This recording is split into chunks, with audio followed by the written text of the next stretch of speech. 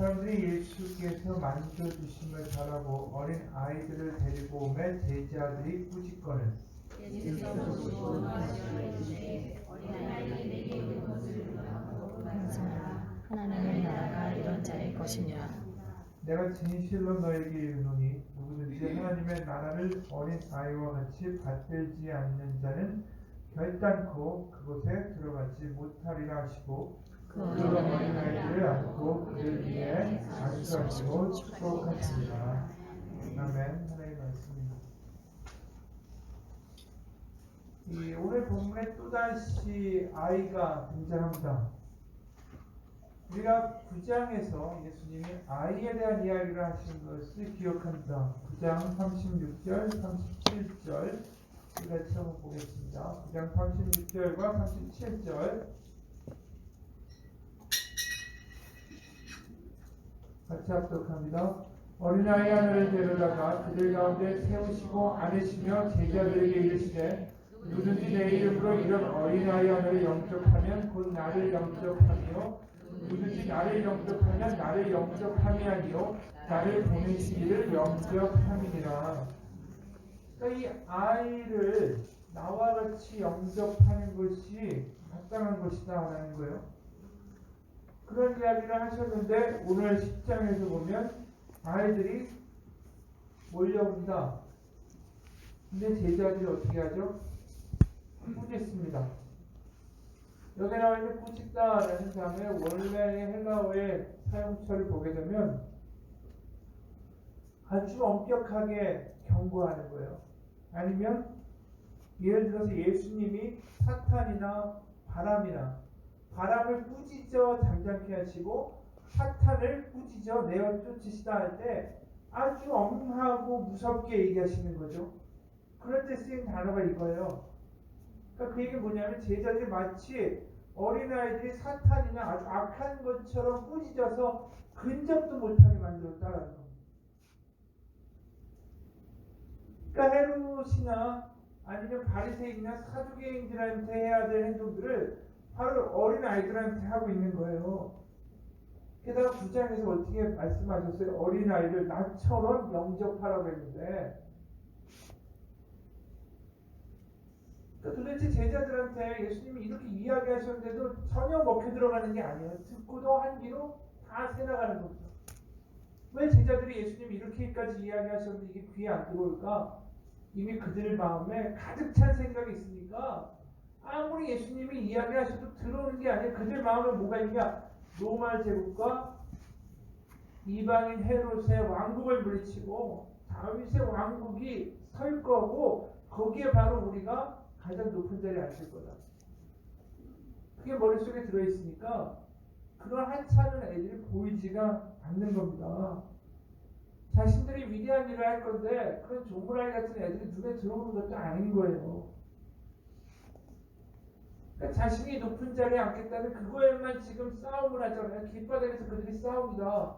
내가 더 높은 자리에 앉아야 될 자격이 있다. 아니다. 내가 더 공헌을 많이 했으니까 내가 너보다 높은 자리에 앉아야겠다. 지금 거기에 관심이 있는 거지. 하나님이 하신 이야기, 예수 그리스도의 이야기에는 관심이 없다는 거. 이게 얼마나 큰 비극이에요.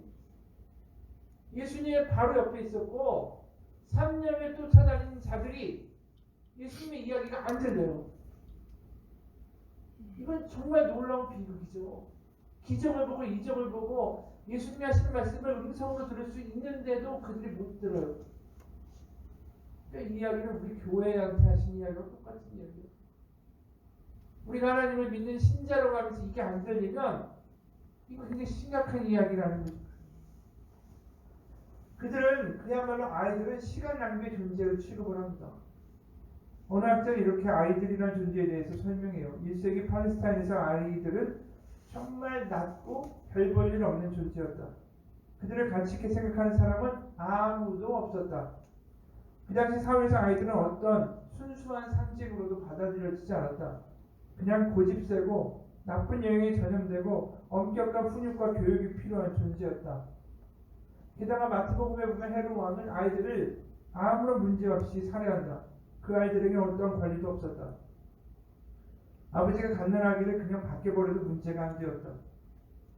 마치 어떻게 보면 어린아이들은 바리새인과 세례 비유에 나오는 세리와 같은 존재였다.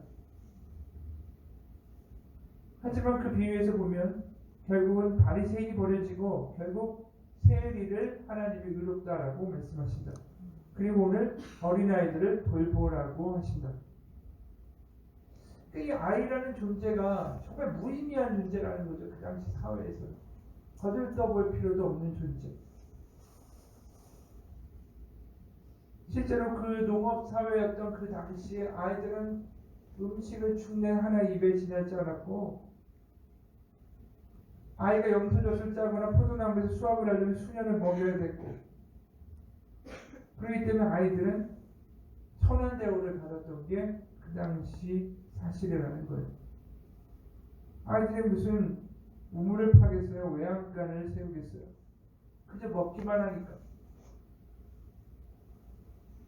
그래서 어떤 분은 이런 이야기를 합니다. 유럽에서 코소보 내전 사태가 있었는데 거기에 코소보의 아이들이 자기 부모를 보면서 얼마나 비참한 현실을 목격했는지 우리가 뉴스를 보면서 깨달았다. 아이들이 보는 앞에서 부모들이 집에서 내쫓겼고, 아이들은 어머니가 군인에게 끌려가 군화에 짓밟히고 저주와 모욕을 당하고 욕설을 듣는다 라는 그러한 것을 목격하는 것은 끔찍한 일이 아닐 수 없다. 그렇게 코소보 난민들이 며칠을 걸어서 난민 캠프에 도착하고, 난민 캠프에 도착한 사람들은 목마름과 피곤에 지쳐 있었고 악취를 풍겼고, 그야말로 아무것도 줄 수 없고 아무것도 해줄 수 있는 것이 아무것도 없는 비참함의 극치였다. 모든 사람에게 이러한 상황에 처한다는 것은 끔찍한 일이다. 완전히 남에게 모든 것을 목매고 그거 아니면 아무런 희망이 없는 것, 그것을 누구도 좋아하지 않는다. 그렇죠. 근데 그런 존재가 아이라는 거예요. 누군가의 도움 없이는 아무것도 할 수 없는 게 아이라는 거예요. 근데 그 아이가 누구라고요? 천국에 들어가는 자예요. 그럼 우리에게 하나님 하신 말씀은 뭐예요? 우리의 힘으로 할 수 있는 게 아니라 오로지 은혜 아니면 아무것도 안 된다라는 우리의 존재에 대한 각성이라는 거죠. 그게 없으면 하늘나라에 들어갈 수가 없대요. 내가 자격이 있고 내가 괜찮은 사람이고 내가 무엇을 했다라는 게 아니라 오로지 은혜 아니면 아무것도 해결이 안 되고 받아야만 하는 존재라는 걸 인식하는 것, 그게 어린아이고 그게 하나님 나라에 들어가는 길이라는 거죠. 어린아이들은 그런데 오늘 제자들은 어때요? 아니잖아요. 그 스스로 자격이 있다라고 여기는 자기예요. 내가 더 높은 자리에 올라갈 거고 나는 우편에 앉겠고 좌편에 앉겠다라고 이야기해요. 자격이 있다라고 이야기하는 거죠. 어린아이의 특징은 한 가지에 전적으로 받아야만 하는 존재, 그게 나다라는 걸 인식하면 그들이 하나님의 나라에 들어갈 수 있다. 그렇기 때문에 그 아이들이 내게 오는 것을 용납하지 말라. 하나님의 나라가 저런 이의 것이다. 하나님 우리에게 요구하시는 건 뭐예요? 우리의 자격과 우리의 능력으로 되지 않고 오로지 하나님의 은혜 아니면 안 됩니다. 그 은혜를 절감하고 사는 사람들, 그 사람들을 하나님이 자녀 삼으신다라는 거예요. 바로 두 팔을 벌려서 바로 하나님의 나라를 받는 것, 그것을 들고 너무나도 기뻐하는 아이들의 모습, 그것이 우리의 모습이 되어야 한다는 거죠. 우리가 죄인이고 우리가 능력이 없지만 우리에게 주어진 그 귀중한 선물, 그 구원을 보고 기뻐하는 것, 그게 창기의 모습이었고 세리의 모습이었어요. 그래서 그들은 눈을 떴고 하나님 주신 구원에 대하여 기뻐했고 그들이 아이처럼 뛰어다니며 좋아했죠. 그런데 바리새인들은 뭐라고 해요? 그렇게 뛰면서 기뻐하지 않아요. 나는 당연히 들어갈 자격이 있다라고 이야기하죠. 그리고 저런 사람들은 나하고 같이 갈 수 없다라고 이야기해요. 그야말로 은혜 아니면 안 된다라는 것을 그들은 전혀 인식하지 못하죠. 그러다 보니까 어린아이와 같아야 된다라는 예수님의 말씀이 웃기게 들리는 거예요. 무기력하고 받아야만 하는 저런 존재들 같이 우리가 되어야 된다라는 게 도대체 마땅치가 않은 거죠. 그래서 15절을 보면 내가 진실로 너에게 이르노니 이게 예수님이 얼마나 간절하게 그들에게 얘기하는 거냐면 여기 두 개의 단어가 너무나도 강렬하게 와닿습니다. 뭐냐면 진실로 너에게 이르노니 결단코 들어가지 못하리라. 이게 얼마나 간절하고 강력한 메시지인지 몰라요. 어린 아이와 같이 되지 않으면 결단코 못 들어간다는 거예요. 천국에 못 들어간다. 그건 저주를 받는다는 거예요. 그러니까 은혜로 받아들이는 사람. 그래서 우리가 하나님 가운데 나올 때에 우리가 새벽마다 기도하고 아버지 앞에 예배 나올 때 아버지의 은혜 아니면 안 됩니다라는 간절함을 가지고 나오는 사람들은 복된 사람들이에요. 아멘. 그게 있으면 새벽에 나오게 되고 그게 있으면 와서 기도할 수밖에 없어요. 아멘. 은혜 아니면 안 되니까 아멘. 받아야만 하니까. 아멘. 그렇지 않고 나는 안 받아도 돼. 내 뭐 이것으로 살만해. 그런 사람들이 교회 안에서 문제를 일으키는 거예요. 그냥 은혜로 사는 게 아니라 내 생각과 내 판단과 내 의지와 내 가진 것으로 살기 때문에. 교회는 은혜로 사는 거예요. 아멘. 은혜 때문에 모였고 은혜 때문에 아멘. 아버지를 기뻐하고 은혜 때문에 찬양하고 아멘. 은혜 때문에 사랑하는 겁니다. 아멘. 사람들이 착각할 수가 있어요. 어떤 사람이 절에서 열심히 아주 신앙생활하던 불제자였어요. 근데 그 사람이 교회에 나오게 됐습니다. 근데 절에서 너무 열심히 이 훈련이 돼가지고 저는 새벽에 예불인가 뭐 하잖아요. 그러니까 새벽 기도를 한 번도 안 빠지는 거예요. 이게 몸을 돼가지고. 그래서 절에는 아침에 가면 또 이렇게 이게 잘 청소도 하고 쓰잖아요. 교회 청소도 너무 열심히 해요. 사람들이 뭐라고 했냐면 1등 성도다. 옷만 바꿔 입은 거예요. 그런데 사람들이 1등 성도라고 이야기했어요. 그리고 신앙이 좋다라고 소문낸 자매하고 결혼하게 했어요. 그때 어떤 결과가 나타났냐면 결국 그 자매까지 신앙을 홀라당 다 잃어버렸어요. 왜냐하면 여기서 뭐가 문제가 됐냐면 그 사람의 행위를 본 거예요. 그 사람의 자격을 본 거예요. 그 사람이 하나님의 은혜 아니면 안 된다라고 간절하게 매달리는 사람인지 아닌지 그걸 봐야 되는데 그 사람의 행동만 보고 자격이 있다라고 본 겁니다.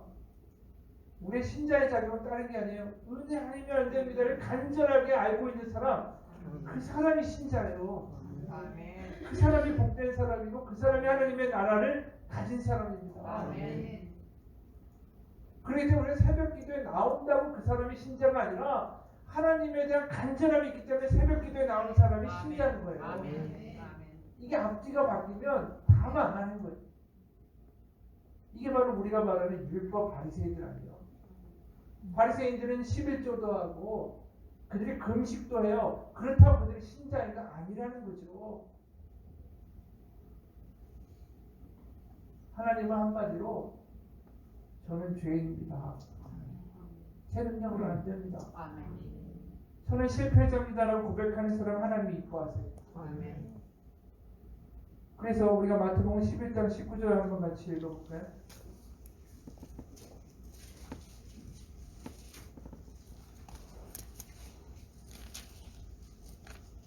마태복음 11장 19절 같이 읽습니다. 시작.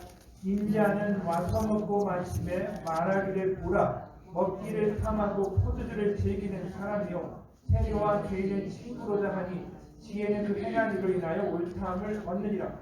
결국은 예수님은 누구의 친구라고요? 세리와 죄인의 친구예요. 예수님이 친구가 되려면 우리가 어떤 자리에 가야 돼요? 죄인이라는 걸 인정하는 거죠. 마가복음 2장 17절에 보면 또 이런 얘기 나오세요. 뭐라고 하시냐면 마가복음 2장 17절 같이 읽겠습니다.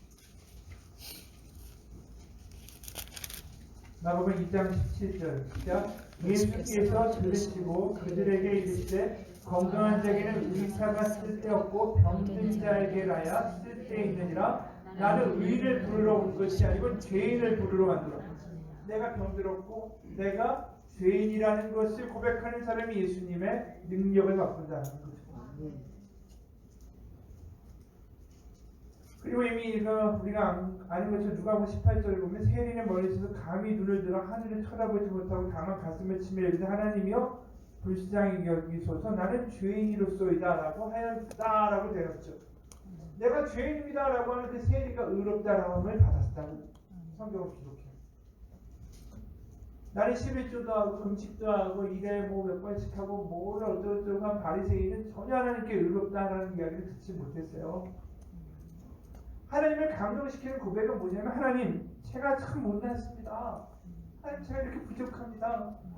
하나님의 은혜 아니면 안 되겠습니다. 그게 아버지를 감동케 하는 고백이라고요. 우리가 늘 그 고백 가운데 있으면 우리 가운데 하나님의 은혜가 임하는 겁니다. 왜냐하면 하나님을 항상 원하게 되고 아버지를 찾게 되고 은혜를 구하게 되고 그럴 때 아버지가 내 아버지가 되는 거고 하나님이 내 아버지가 되시는 거예요. 그렇지 않고 거래 관계가 되면 어떻게 되냐면 내가 한 행동에 대해서 하나님 내가 이렇게 했는데 내가 이렇게 11조도 했는데 내가 이렇게 못도 봉사했는데 하나님 그거에 대한 대가를 줘야 되는 게 마땅하지 않습니까? 거래로 하나님을 만드는 거라고요. 우리는 거래로 하나님을 믿는 게 아니라 아버지와 자녀의 관계가 돼야 되는 거예요. 그러면 하나님이 주시는 은혜에 대한 감격이 있어야죠. 그렇기 때문에 이 성경을 보면 아이에 대한 이야기가 많이 나오게 되어요. 하나님과 자녀의 관계니까. 그 아이를 가리키는 말은 몇 가지가 있습니다. 파이디온이라는 단어가 있어요. 오늘 아이가 이제 나왔다고 할 때는 파이디온이라는 단어가 있습니다. 그것을 이미 이야기한 것처럼 능력이 없는 존재, 도움이 없으면 살 수 없는 존재, 그렇게 쓰이기도 하고, 또 아이라는 말이 똑같이 한글에는 아이지만 원어로 보면 테크논이라고 쓰인 단어가 있어요. 거기 아이는 자녀라는 의미에서 아이예요. 그러니까 예수님이 아이야 라고 부를 때 테크논이라고 쓰면 그걸 다른 말로 하면 내 딸아, 내 아들아 이렇게 부르시는 거예요. 그래서 요한복음 1장 12절에 보면 이 말이 나오더래. 영접하는 자고 그 이름을 믿는 자들에게는 하나님의 자녀가 되는 권세를 주셨다. 여기 자녀가 테크논이라는 뜻이에요. 그리고 마가복음 10장 24절에 보면 이때도 예수님이 뭐라고 얘기하시냐면 제자들이 그 말씀에 놀라는지라 예수께서 다시 대답하였을 때 얘들아 하나님의 나라에 들어가기가 얼마나 어려운지. 이 얘들아라고 부르실 때 이게 테크논이라는 단어예요. 중풍병자도 테크논이라고 부르셨어요. 결국 하나님이 이뻐하시는 사람들은 다 아이와 같은 모습들이 있어요. 제자들이 가장 하나님께 바로 예수님께 사랑받을 때가 언제였냐면 아이들 같은 모습이 있을 때였어요. 그래서 실제로 누가복음에 보면 이 베드로가 예수님의 제자로 발탁될 때 그가 어떠한 고백을 하는지 한번 찾아보겠습니다. 누가복음 5장 8절.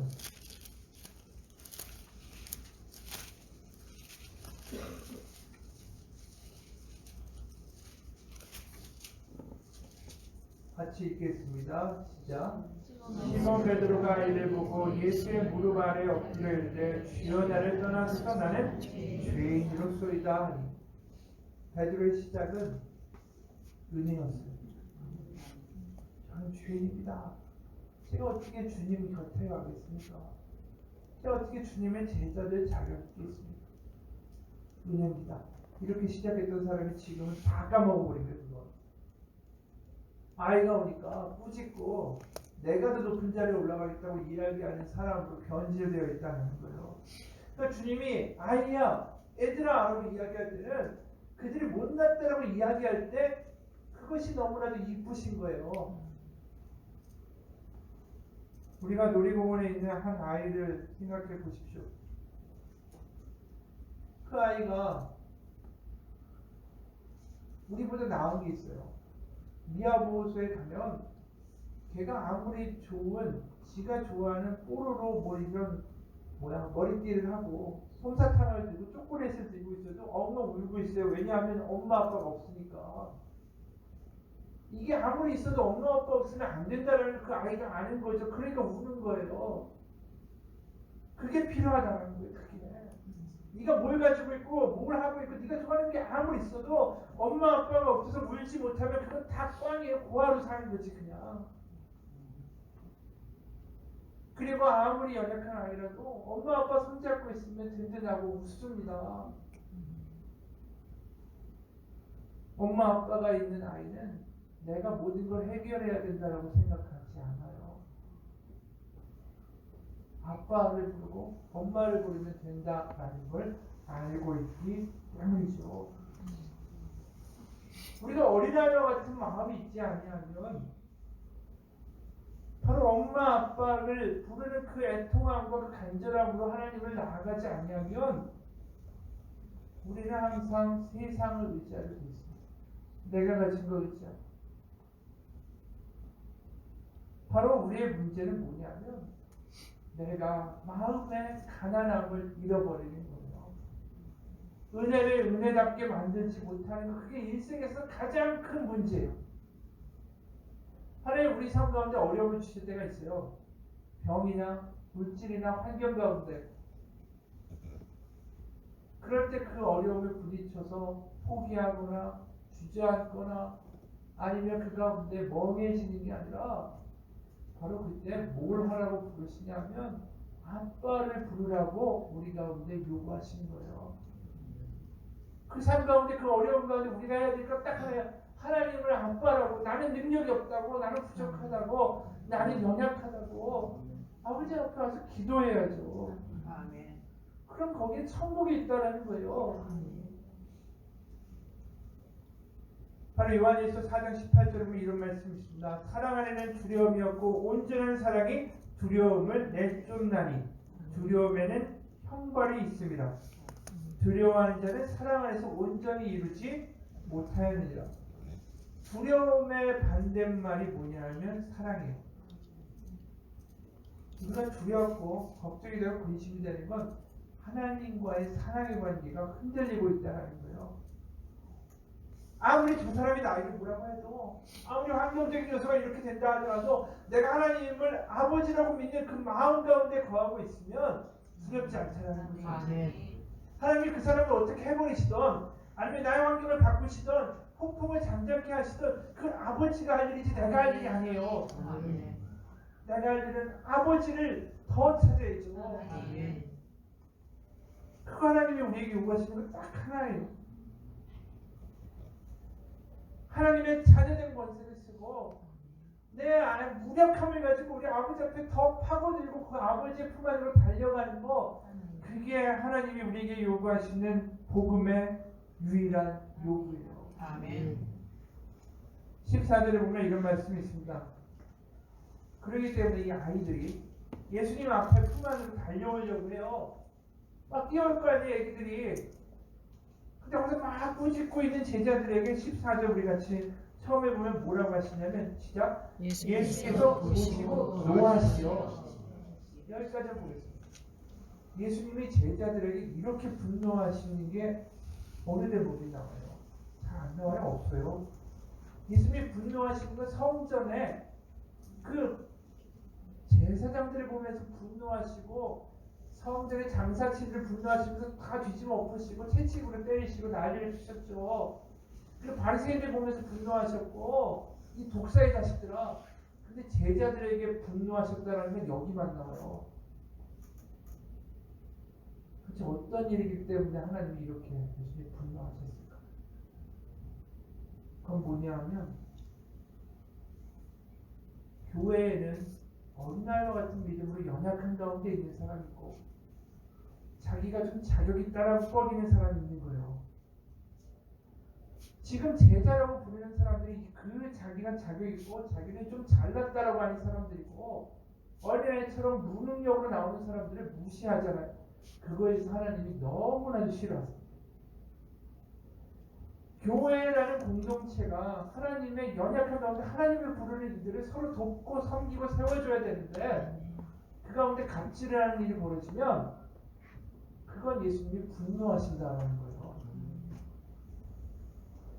결국 여기에 분노의 대상이 제자들이라는 거죠. 제자들은 자기는 좀 낫다라는 사람들이, 나는 좀 자격도 있고 축복도 받았고, 바로 하나님의 사랑과 은혜를 은혜되게 못하게 한다는 거죠. 어느 선교사님이 이런 일을 겪었대요. 지난 겨울에 한국에서 어느 교회 집회에 갔다. 며칠 동안 이어지는 집회여서 아내와 두 아이와 함께 갔다. 당시 큰아이는 7살이었고 작은 아이는 어린이 선교원에 다니고 있었다. 그날은 하나님의 언약에 대한 강의를 마치고 늦게 귀가한 탓에 그 다음날 조금 늦게 일어났다. 그런데 유치원에 다니는 큰딸 아이가 먼저 일어났는지 문 앞에 쭈그리고 앉아 무언가를 열심히 쓰고 있었다. 유치원에 가져갈 숙제라나 싶어서 대수롭지 않게 여기고 있는데 아이가 큰아이가 쓴 것을 가져다 보여주었다. 아이가 쪼물쪼물 쓴 종이를 받아 들고 읽는 순간 나는 내 눈을 의심했다. 언약은 포기하지 않는 사랑. 내 품에 있는 사랑이니 넌 이 자리에 다시 올 수 있다. 자녀야, 난 너를 떠나지 않을 거야. 삐뚤삐뚤 써진 아이의 글이 내 마음을 녹이고 나를 울렸다. 아이가 기특해서가 아니라 병든 어른들의 마음에서는 나올 수 없는 하나님의 순결하고 깨끗한 고백으로 들렸기 때문이다. 이 글을 어떻게 쓰게 된 거니? 딸애는 전날 아빠의 설교를 듣고 잠들었다가 아침에 일어났는데 이 말이 떠올라 종이에 적고 싶었다고 답했다. 오랜만에 만난 친척들에게 아이의 글을 선물했더니 그분들의 눈에서도 눈물이 맺혔다. 우리에게는 하나님의 은혜 아니면 안 됩니다. 하나님이 우리에게 아버지 되시는 게 얼마나 큰 은혜인지 그거 아니면 우리가 살 수가 없어요. 사람들은 좋은 거는 우리가 노력으로 얻어야 된다라고 이야기해요. 공짜가 뭐가 좋은 게 있겠느냐. 공짜는 다 뭐 그냥 그런 거지. 그런데 진짜 중요한 건 공짜로 받아야 돼요. 그게 생명이에요. 우리가 이 땅에 태어날 때 우리 노력으로 받았나요? 그냥 태어났어요. 거저받은 생명이에요. 정말 좋은 것, 정말 소중한 건 우리의 능력으로 할 수 없어요. 우리의 생명과 우리의 회복과 우리의 자유는 바로 받아야만 하는 겁니다. 하나님한테. 바로 그런 사람들이 모인 게 교회예요. 은혜가 은혜되게 하고 하나님의 하나님 되시게 하는 사람들이 모인 곳이 교회. 근데 그 가운데 자꾸만 지금 제자들과 아이의 관계처럼 그것들을 흔들어 놓는 사람들이 존재하는 거죠. 그것에 대해서 하나님이 꾸짖고 분노하시는 거예요. 우리가 하나님에 대한 간절함을 경험하는 사람들의 모습이 구약에서도 보게 됩니다. 역대하 20장 한번 같이 찾아볼까요? 역대하 20장.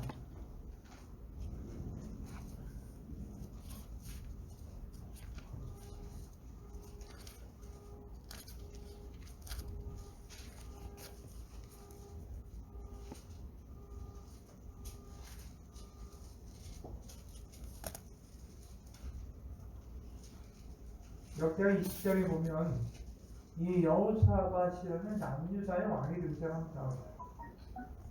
근데 거기 이제 암몬이나 다른 타국의 군대가 드디어 공격을 해 들어옵니다. 그러니까 여호사밧이 문제가 생긴 거예요. 자신이 가지고 있는 군사력 가지고는 이것을 감당할 능력이 없는 거죠. 그래서 5절에 보면 여호사밧이 여호와의 전 셋들 앞에서 유다와 예루살렘의 회중 가운데 서서 이르되 우리 조상들의 하나님 여호와여 주는 하늘에서 하나님이 아니시니까 이방 사람들의 모든 나라를 다스리지 아니하시나이까 주의 손에 권세와 능력이 있사오니 능히 주와 맞설 사람이 없나이다. 우리 하나님이시여 전에 이 땅 주민을 주의 백성 이스라엘 앞에서 쫓아내시고 그 땅을 주께서 사랑하시는 아브라함의 자손에게 영원히 주지 아니하셨나이까.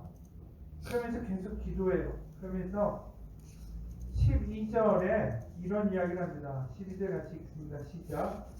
우리 하나님이여 그들을 징벌하지 아니하시나이까. 우리를 치러오는 이 큰 무리를 우리가 대적할 능력이 없고 어떻게 할 줄도 알지 못하였고 오직 주만 바라보나이다. 바로 이 고백 가운데 하나님이 뭐라고 이야기하시냐면 15절을 같이 읽겠습니다. 야하시엘이 이르되 온 유다와 예루살렘 주민과 여호사밧 왕여 들을지어다. 여호와께서 이같이 너희에게 말씀하시기를 너희는 이 큰 무리로 말미암아 두려워하거나 놀라지 말라. 이 전쟁은 너희에게 속한 것이 아니요 하나님께 속한 것이라. 이것은 우리에게 속한 전쟁이 아니라 하나님께 속한 전쟁이다.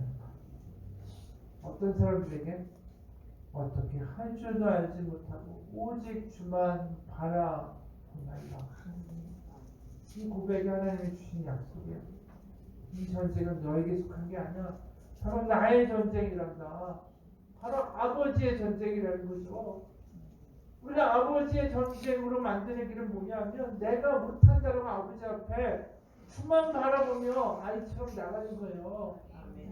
아이처럼 나가는 믿음이 얼마나 강력한 믿음인지 몰라요. 이게 내가 뭘 이루고 뭘 했고 이게 아니라 아이처럼 나가는 주만 바라보고 내가 어떻게 할 줄 모르겠습니다.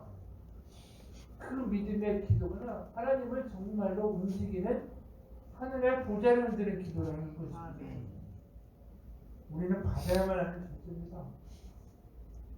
그게 내 마음에 깊숙한 곳에서 있는 사람은 하나님에 대한 목마른 거 갈망이 있어요. 그걸 뭐라고 부르냐면 믿음의 분량이 큰 거예요.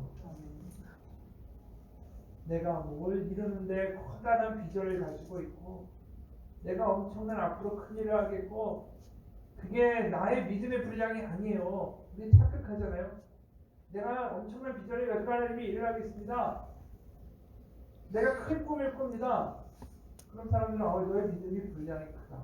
오해하는 겁니다. 우리의 믿음의 분량은 뭐냐면 내가 얼만큼 하나님께 받지 않으면 저는 살 수가 없습니다. 하나님 아니면 안 됩니다. 그게 간절한 사람이 믿음의 분량이 큰 거예요. 왜냐하면 하나님을 그렇게 원하고 수시 때때로 하나님을 찾고 하나님 아니면 안 된다라고 고백하는 사람, 그 사람에게 하나님이 얼마나 큰 은혜를 주시겠어요. 그럼 하나님이 내 안에 가득 담긴 사람이 어떻게 큰 일을 못하겠어요. 내 안에 하나님이 가득 채워지면 내 안에 하나님의 사랑과 하나님이 주시는 은혜와 자유와 평강이 있으면 내가 왜 큰 일을 못하겠어요. 당연히 하나님 그 사람을 사용하셔서 큰 일을 하시죠. 아멘. 그 사람이 계획하고 꿈꾸는 것보다 더 큰 일을 하나님이 그 사람을 통하여 하실 겁니다. 아멘. 그게 믿음의 분량이 크다는 거예요. 아멘. 우리가 약해지면 약해질수록 하나님은 우리의 강함되어 주십니다. 우리가 세상 가운데 강하려면 하나님 가운데 약해지면 됩니다. 세상을 이기는 믿음은 어디서 오냐면 하나님 가운데 약한 사람들이 오는 거예요. 세상 가운데 담대하게 선포하려면 어떻게 살아야 되냐면 하나님 앞에 서 울면 돼요. 아멘. 하나님 앞에서 우는 사람이 세상 가운데 강한 사람이 되는 겁니다. 아멘. 세상의 물질을 가지고 권력을 가지고 세상에 강한 사람이 되는 게 아니라 하나님 앞에서 우는 사람이 세상을 이기는 강한 사람이 되는 거예요. 아멘. 우리가 착각하죠. 하나님 저한테 이걸 주시고 이번에 이걸 주시고 이걸 이렇게 승진시켜 주시고 이 물질을 주시고 그렇게 해서 그것을 이겨가는 게 아니라 무엇을 가져서 강한 사람이 되는 게 아니라 하나님 가운데 약한 사람이 되면 나머지는 다 되는 거예요. 두렵고 힘들다고 그러면 하나님께 나아갈 때입니다. 그럼 그때 이런 말 하는 거예요. 시편 56편 보면 이런 말씀이 있습니다. 시편 56편 9절부터 11절까지.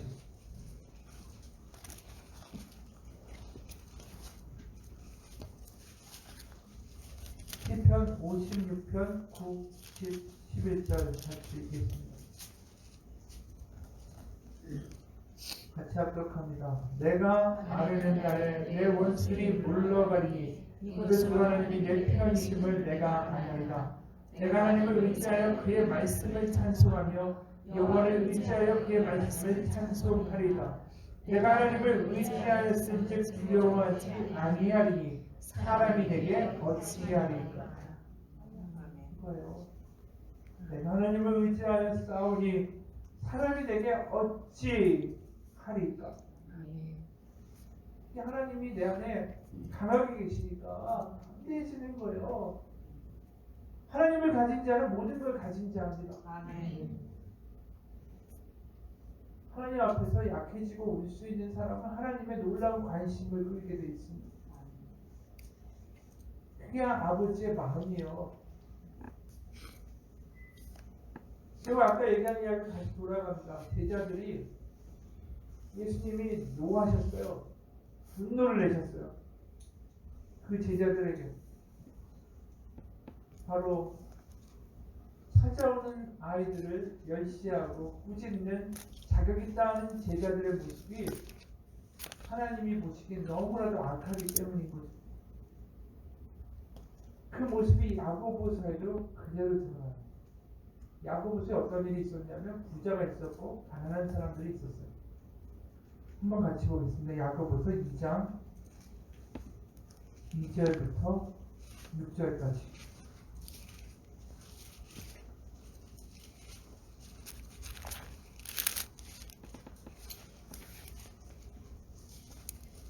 야고보서 2장 2절부터 6절까지 우리 한 절씩 교독하겠습니다. 야고보서 2장 2절에서 6절까지.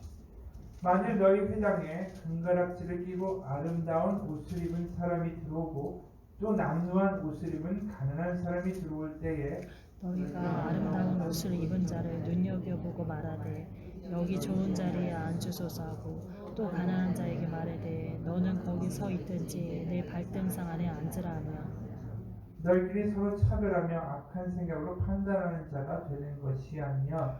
내 사랑하는 형제들아 들을지어다. 하나님이 세상에서 가난한 자를 택하사 믿음에 부요하게 하시고 또 자기를 사랑하는 자들에게 약속하신 나라를 상속으로 받게 하지 아니하셨느냐. 너희는 도리어 가난한 자를 없인 여겼으나 부자를 너희를 억압하며 법정으로 끌고 가지 아니하느냐.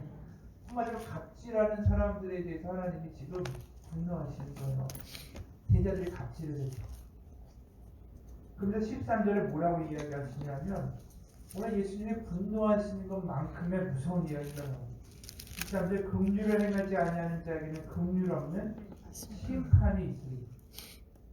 저주죠. 심판이 있는 거예요. 예수님이 분노하시는 것과 똑같은 결과가 지금 이야기에 나오는 거예요. 그러면서 야고보서 4장 4절에 보면 이런 사람들이 이렇게 이야기해요. 가늠한 여인들아 세상과 벗된 것이 하나님과 원수됨을 알지 못하느냐. 그런지 누구든지 세상과 벗이 되고자 하는 자는 스스로 하나님과 원수가 되는 것입니다. 그러니까 교회 안에서 신앙 공동체 안에서 세상의 방식과 사고 방식으로 그냥 살아가는 사람들, 그러니까 자신이 가진 자격을 가지고 갑질하고 세상과 똑같이 대응하는 사람들을 뭐라고 하냐면 하나님과 원수가 된대요. 이 교회 안에다 하는 이야기요. 이게 얼마나 무서운 이야기요. 바로 원수는 보통 뭐라고 이야기해서 사탄을 가리키고 있죠. 결국 그러한 사람들은 사탄이다라는 거예요. 결국 가장 무서운 이야기가 뭡니까? 내가 좀 있다고, 내가 좀 안다고, 내가 가졌다고 교회 공동체를 흔드는 사람들을 하나님이 결코 용서하지 않아요. 주님이 가장 싫어하시는 일이 이거라는 거예요. 그래서 노하셨다라는 말 자체가 지금 제자들에게 분노하셨다라는 말 자체가 그들이 얼마나 큰 잘못을 저지른 건지 몰라요. 그래서 실제로 우리가 저번 시간에도 읽었어요. 마가복음 9장 41절 42절 거기에 보면 거기에는 끔찍한 이야기를 하세요. 우리가 알고 있는 사랑의 주님의 모습이 아니에요. 정말 용서하고 사랑하고 다 감싸주나 그런 주님의 모습이 아니라 무서운 모습이 등장한다는 거죠. 9장 41절 42절 같이 읽겠습니다. 누구든지 너희가 그리스도에게 속한 자라 하여 무라한 그릇이라도 주면 내가 진실로 너희에게 이르노니 결코 상을 잃지 않으리라. 그리스도에 속한 자가 뭐예요? 형제잖아요. 결국 우리의 공동체에 속한 이들, 거기에 목마른 자에게 물 한 잔이라도 줄 수 있는 긍휼이 있다면 상을 잃지 않을 텐데 그 다음엔 무서운 말씀이 나오죠. 시작. 또 누구든지 나를 믿느니 작은 자들 중 하나라도 실족하게 하면 차라리 연자 맷돌이 금옥에 매여 바다에 던져지는 것이 나으리라. 무서운 말씀이잖아요. 정말 사랑의 주님이 하실 수 있는 이야기인가 싶을 정도예요. 여기 연자 맷돌은 노새가 끄는 1톤이나 되는 커다란 맷돌이에요. 노새가 끄는 거. 그런 1톤이나 되는 연자 맷돌을 목에다 메고 바다에 빠져 죽는 게 낫다. 이게 예수님의 사랑의 말 가운데 나올 수 있는 이야기일까? 근데 지금 제자들이 하는 게 그거예요. 그러니까 얼마나 분노하시겠어요. 하나님과 원수되는 건 뭐냐면 그 공동체 안에서 자기가 교만하고 내가 가졌다고 하고 내가 자격 있다고 하는 사람들을 가르쳐 말씀하시는 거예요. 중요한 건 뭐냐면 하나님의 은혜 아니면 난 어차피 부자가 못됐어. 내가 가진 모든 건 하나님의 은혜 때문이에요.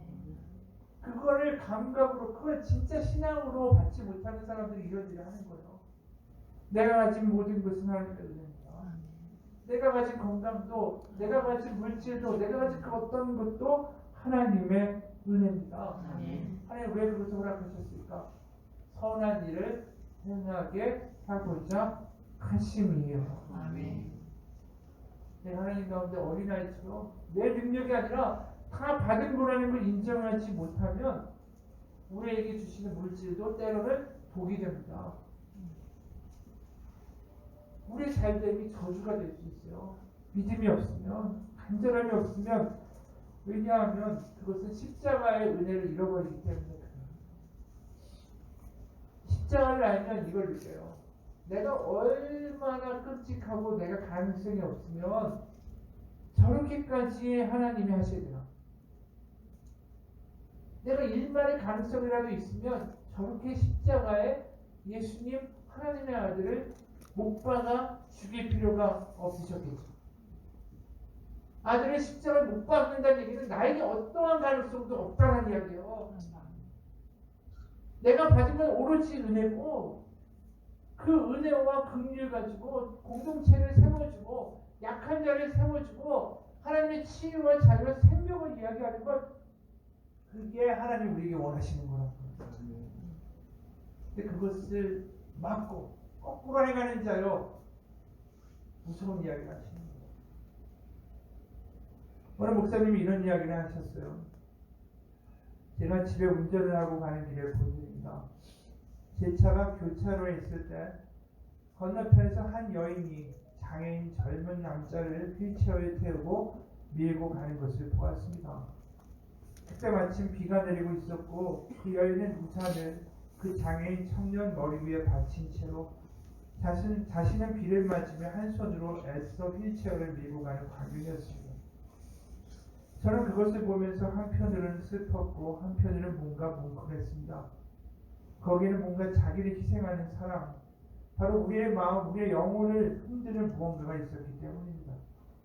그것이 바로 성경이 말하는 선하고 아름다운 일입니다.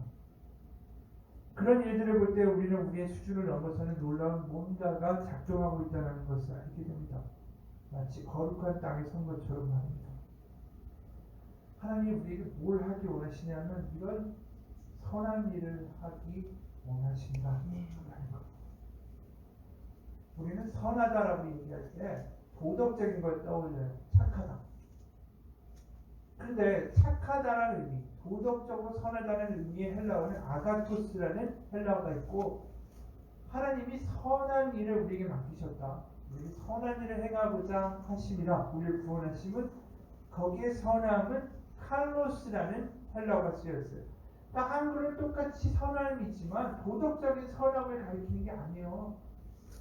하나님이 우리 선한 일을 하라고 부르셨다는 것은 아름다운 일을 하도록 부르신 거예요. 그게 어떻게 쓰였냐면 베드로전서 2장 12절에 보면 이런 말씀이 있습니다. 베드로전서 2장 12절.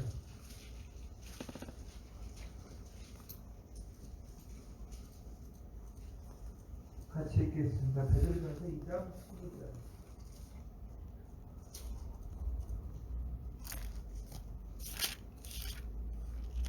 너희가 이방인 중에서 행실을 선하게 가져 너희를 악행한다고 비방하는 자들로 하여금 너희 선한 일을 보고 오시는 날에 하나님께 영광을 돌리게 하려 합니다. 바로 우리를 구원하고 우리를 성도로 부르신 이유는 우리 신앙 공동체가 하나님 가운데 아름다운 일을 행함으로 세상 사람들을 감동케 하려 하십니다라는 뜻입니다. 아까 우리가 그 우산을 쓰고 바로 그 남자를 받쳐주고 자기는 길을 맞으면서도 그 남자를 밀고 가는 여인의 모습을 볼 때 세상 사람들이 감동하는 거죠. 바로 세상 가운데의 아름다운 일로 바로 아름다운 하나님의 백성으로 약한 자를 돌보고 하나님이 주시는 생명을 이야기하고 회복과 치유를 보여주는 공동체, 하나님의 이기심이 아니라 우리가 같이 이기심이 아니라 내가 잘났다고 뻐기는 게 아니라 바로 그렇게 살아가는 모습, 아름다운 선한 일, 아름다운 일을 행하기 원하신다는 거예요. 그게 구원의 이유입니다. 그거에 비하면 아까 야고보서에 나와 있는 그 부자를 갑질하는 그 모습이 하나님이 보시기에 선한 일과는 아니에 걸러먹어요. 교회는 이 땅 가운데 선한 일을 보여주기 위하여 부름 받았다라는 거죠. 그러면 이게 도대체 또 무슨 이야기인가 아직도 이해가 안 간다면 우리가 이 선하다라는 단어를 좀 더 생각해 볼 필요가 있어요. 이게 구약에서는 뭐라고 번역되냐면 토부라는 히브리어로 번역이 됩니다. 토부. 그것은 좋다라고 번역이 되어 있어요. 그게 어디에 가장 많이 나오냐면 창세기 1장에 가장 많이 나와요. 창세기 1장 4절. 우리 창세기 한번 펼쳐볼까요? 창세기 1장. 창세기 1장에만 엄청나게 나오는 단어가 토부라는 단어예요. 이게 헬라어로 칼로스, 선하다라고 번역이 되는 거예요. 창세기 1장을 푼다 우리 한번 같이 계속 읽겠습니다. 창세기 1장 4절 한번 볼까요? 시작. 빛이 하나님이 보시기에 좋았더라. 이 좋았더라가 토부예요. 창세기 1장 10절 한번 같이 읽겠습니다. 하나님이 묻을 땅이라 부르시고 모인 물을 바다라 부르시니 하나님이 보시기에 좋았더라. 2장 12절 땅의 풀과 각기 종류대로 씨 맺는 채소와 각기 종류대로 씨 가진 열매 맺는 나무를 여기 하나님이 보시기에 좋았더라. 18절에 낮과 밤을 주관하게 하시고 빛과 어둠을 나누게 하시니 하나님이 보시기에 좋았더라. 21절 하나님이 큰 바다 짐승들과 물에서 번성하여 움직이는 모든 생물을 그 종류대로 나에게 있는 모든 새를 그 종류대로 창조하시니 하나님이 보시기에 좋았더라. 또 25절 하나님이 땅의 짐승을 그 종류대로 가축을 그 종류대로 땅에 있는 모든 것을 그 종류대로 만드시니 하나님이 보시기에 좋았더라. 31절에 하나님이 지으신 이 모든 것을 보시니 보시기에 심히 좋았더라. 창세기 1장에 번복되어 있는 단어가 뭐냐면 좋았더라예요. 보시기에 좋았더라. 그럼 하나님이 뭘 원하시겠어요? 망가진 창조를 이 교회를 세움으로 이 땅 가운데 하나님의 새로운 창조를 회복하기 원하시는 거예요. 망가진 이 땅 가운데 예수 그리스도를 보내심으로 더 이상 세상의 사람들이 아니라 하나님의 창조된 백성으로 온전하게 하나님의 영광을 드러내며 하나님이 주시는 자유와 아버지의 축복을 누리며 살아가는 백성을 다시 이 땅 가운데 만들기 원하신다는 거예요. 그게 하나님이 이 땅에 예수 그리스도를 보내신 이유예요. 선한 일을 회복하기 위하여. 바로 이 공동체는 하나님의 꿈이 있어요. 하나님의 열망이 있어요. 하나님의 기대가 있어요. 하나님의 사랑이 있어요. 그 선한 일을 회복시키기 위한 하나님의 열망. 바로 하나님이 이 백성을 모아놓으시고 그 시기에 좋았더라. 그 말씀을 다시 하기 원하시는 거예요.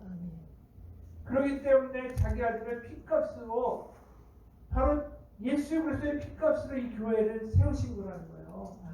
그냥 세운 게 아니다. 교회는. 그렇기 때문에 우리가 고린도후서 5장 17절에 뭐 이런 이야기가 나오잖아요. 그런즉 누구든지 그리스도 안 있으면 새로운 피조물이라. 이전 것은 지나갔으니 보라 새 것이 되었도다. 이건 그냥 네가 새롭게 새 마음이 된 거야가 아니에요. 새로운 피조물은 새로운 창조를 이야기하시는 거예요. 이 교회를 만드심으로 하나님이 선한 창조가 너희 교회, 바로 이 너희라는 게 절대로 단수 개인을 가리키는 게 아니에요. 바로 교회를 가리키는 겁니다. 하나님이 창조하신 교회, 하나님의 성도들, 하나님의 새로운 피조물을 만드신 이 교회, 새 창조가 일어나는 이 교회의 목적은 뭐냐면 그렇기 때문에 하나님의 선한 일을 하는 거예요. 하나님이 살아계심을 세상 가운데 보여주는 거예요. 하나님이 진짜로 살아계시다 라는 걸 세상 가운데 보여줘야 되는 게 교회라고요. 그게 안 되면 하나님의 피값을 더럽게 만드는 일을 한다라는 겁니다. 사도행전 20장 28절에 그래서 뭐라고 이야기합니까? 사도행전 20장 28절.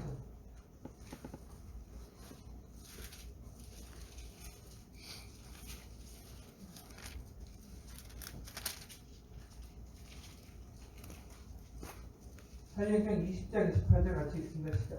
여러분은 자기를 위하여 또는 온 양떼를 위하여 한거나 성령의 그들 가운데 여러분을 강독자로 삼고 하나님이 자기 피로 사신 교회를 보살피게 하시는데 교회를 뭐라고 하냐면 하나님이 자기 피로 사셨다라고 했어요. 바로 예수 그리스도의 피로 말미암아 이 땅 가운데 새로운 가능성을 여셨고 새로운 백성들을 만드셨고 새로운 사람들을 창조하신 거예요. 바로 예수 그리스도 그분의 아들을 죽여서까지 만드신 창조예요. 이 교회가. 그러니 이 교회를 값지라고 깨뜨리는 사람들을 하나님이 어떻게 보시겠냐? 그건 말할 필요가 없는 거예요.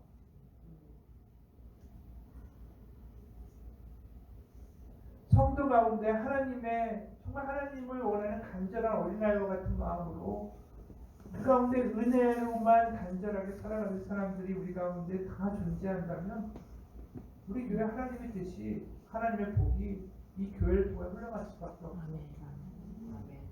어린아이와 같은 사람들이 다 모여서 어린아이와 같은 마음으로 하나님의 은혜만을 구하는 사람들이 우리 가운데 있고 우리 가정 가운데 있고 우리 가운데 일터에 있다면 그 일터와 가정과 교회가 잘 될 수밖에 없죠. 왜냐하면 하나님의 그 자리를 너무나도 사랑하시기 때문에. 그렇기 때문에 교회에서 교만을 가지고 행하는 것만큼 무서운 일이 없습니다. 하나님의 은혜를 잃어버리고 행하는 것만큼 무서운 게 없어요. 세상의 방식으로 서로 간에 대하는 것만큼 무서운 일이 없습니다. 왜냐하면 하나님이 이걸 만들기 위해서 너무나도 애쓰셨기 때문에 그걸 위하여 하나님이 죽으셨기 때문에 그거에 대해서 오늘 분노하시는 것은 마땅한 일이에요. 하나님은 이 공동체를 엄청 사랑합니다. 하나님을 아버지라고 부르며 그 연약한 가운데 나오는 이들을 너무나도 사랑하세요. 그곳에 하나님의 나라가 있다라고 이야기하죠. 너희가 악한 거라도 악한 자는 좋은 것으로 자식이 줄 줄 알거든 하물며 하늘에 계신 너희 아버지께서 구하는 자에게 좋은 것으로 주시지 않겠느냐. 이건 바로 어린아이와 같이 아버지에게 나아가는 이들, 그러한 가정, 그러한 교회, 그러한 일터 가운데 하나님이 어떻게 좋은 것을 주시지 않겠느냐라는 말이에요. 우리가 뭘 꿈꿔야 됩니까? 아버지께 우리가 배고픔으로 나가야 되죠. 두 번째로 뭡니까? 하나님의 선한 일을 우리 가운데 이루어 주옵소서. 하나님의 선한 일을 행하는 백성이 되게 하여 주옵소서. 이 교회를 통해 하나님의 선한 일, 아름다운 일이 일어나게 하여 주옵소서. 우리의 가정과 일터가 그렇게 되게 하여 주옵소서. 그런 갈망과 목마름이 있어야죠. 왜냐하면 하나님은 그렇게 하길 원하세요. 나보다 내가 바라는 게 이만큼이라면 하나님은 그런 일을 이루시는 마음은 이만큼이 넘어요. 우리가 해야 될 건 뭡니까? 구하고 자꾸 두들기는 거예요. 하나님은 우리보다 훨씬 더 선한 일을 이 땅 가운데 우리를 통해 이루시기를 열망하세요. 그럼 우리가 해야 될 일은 뭐냐면 조금만 믿음이라도 가지고 그 선한 일이 우리 가운데, 우리 일터 가운데, 우리 직장 가운데, 우리 삶 가운데 이루어지기를 원하면 하나님이 그걸 너무 이쁘게 보신다는 거예요. 구하라 찾으라 주리라. 그럼 내가 어떻게 안 주겠니? 너를 통해 내가 선한 일을 이루기 원한단다. 아멘. 아멘. 아들까지 주신 아버지가 어떻게 주시지 않겠니? 바로 그겁니다. 그게 자녀의 놀라운 권세예요. 아멘. 우리가 믿음을 올바르게 갖추면 아멘. 아멘. 하나님의 놀라운 역사가 일어날 수밖에 아멘. 없어요. 아멘. 그 목표는 뭡니까? 선한 일을 꿈꾸는 아멘. 백성이 되면 됩니다. 아멘.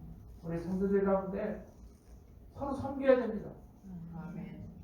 성도들 가운데 세상의 방식으로 대하면 절대 안 돼요. 교만하면 안 됩니다. 아멘.